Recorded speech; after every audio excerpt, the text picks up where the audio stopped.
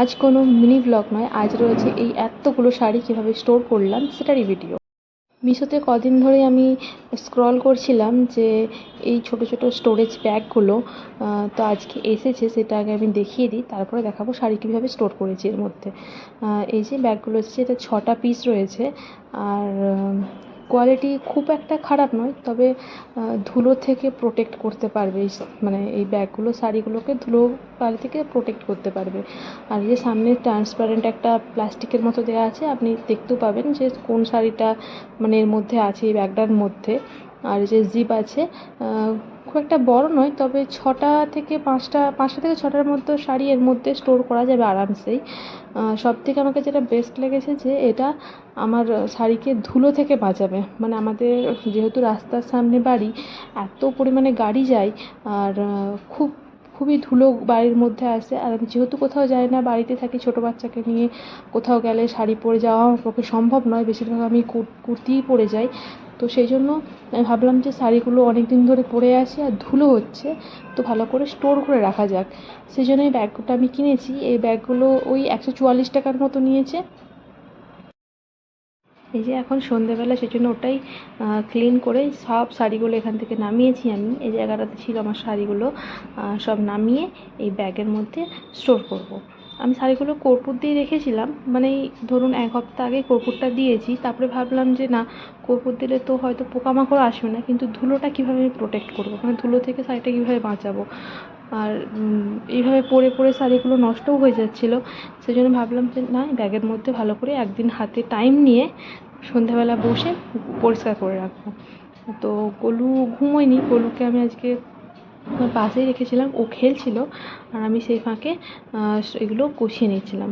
প্রথমে ভাবলাম যে এইভাবে পাট করা আছে, ভাঁজ করা আছে, ওইভাবেই রেখে দেবো, কিন্তু তারপরে দেখলাম যে সামনে যে ওই ট্রান্সপারেন্ট সিটটা আছে, ওটার থেকে আমার সামনের শাড়িগুলোই দেখা যাচ্ছে, কিন্তু পিছনের শাড়িগুলো তো অবভিয়াসলি দেখা যাবে না।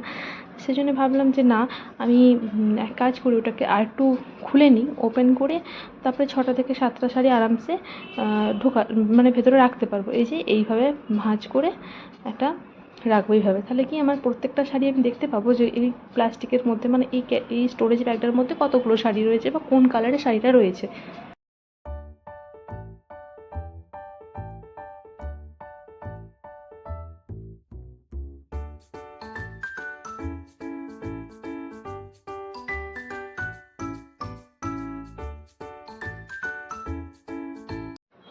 শাড়িগুলো গুছিয়ে রাখার আরেকটা কারণ হলো, আমাকে গরুর পাপা সবসময় বলে যে এত শাড়ি কিনেছো, কোথাও তো পরে যাও না, বেকার বেকার পড়ে থাকে। সেই জন্য ভাবলাম না, যখন সে চোখে দেখতে পাবে যে শাড়িগুলো পরে আছে, তখন তার আরও মানে বলতে ইচ্ছে করবে যে কোথাও যাও না, শাড়িগুলো পরে আছে এইভাবে। সেই জন্যই ভাবলাম যে এই স্টোরেজ ব্যাগটার মধ্যে রাখলে সে দেখতেও পাবে না যে আমার কতগুলো শাড়ি রয়েছে, আর সেই জন্য আমি এইটা প্ল্যান করে রাখছি। না না, সেটা মোটেও না, শাড়িগুলো ধুলো হচ্ছিলো, সেই জন্য আমি এইভাবে ব্যাগটার মধ্যে রেখেছি। আর শাড়ি যখন, মেয়েদের একটা ইমোশন শাড়ির প্রতি, প্রত্যেকটা মেয়েরই আছে আমি জানি, সেজন্য যতই কোথাও যাক আর নাই যাক, শাড়ি দেখলেই মনে হবে এই শাড়িটা তো আমার আলমারিতে থাকা দরকার। সেই জন্য তো এর মধ্যে বেশিরভাগ শাড়ি আমার গিফটেড, মানে যখন প্রথম প্রথম বিয়ে হয় তখন আমি অনেক গিফটে পেয়েছি, যেরকম এই শাড়িটা আমাকে একটা গিফটে পেয়েছিলাম আমি, যেটা রাখলাম।